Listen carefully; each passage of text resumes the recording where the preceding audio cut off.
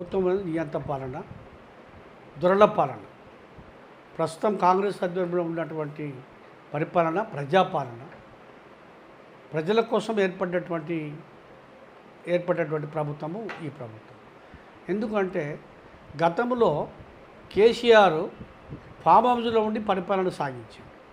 తను కట్టుకున్నటువంటి ఏదైతే ప్రగతి భవన్ ఉందో, ప్రగతి భవన్లకు మినిస్టర్లకు ఎమ్మెల్యేలు కూడా ఎంట్రీ లేనటువంటి దుస్థితి ఆ రోజుల్లో కనబడింది. ఇంతెందుకు తెలంగాణ భవన్ ఉంది, పార్టీ ఆఫీసులో కూడా కేసీఆర్ పర్మిషన్ లేని మంత్రి కూడా అలౌడ్ లేదు దాంట్లో.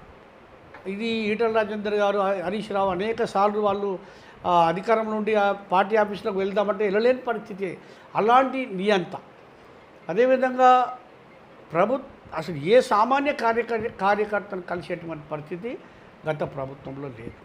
ఎందుకంటే ముఖ్యమంత్రి గారు కలిసి ఒక విన్నతి తీసుకొని ప్రజా సమస్యలు వింటే 90% పరిష్కారం అవుతాయి అనే భావన ఇటు ప్రజల్లోనూ అటు అధికారుల్లోనూ ఉంటుంది. కానీ అటువంటి పరిస్థితి గత ప్రభుత్వంలో లేదు. కానీ రేవంత్ రెడ్డి గారు ఈరోజు కాంగ్రెస్ ప్రభుత్వం ఏదైతుందో నిత్యం ప్రజలతోని ఇటు సచివాలయంలో కానీ ఇటు వారి నివాసంలో కానీ ఎక్కడ పడితే అక్కడ మంత్రులు, సీఎం తర్వాత మంత్రులు, సంబంధిత అధికారులు అందరూ కూడా ప్రజల కోసం పనిచేస్తారు.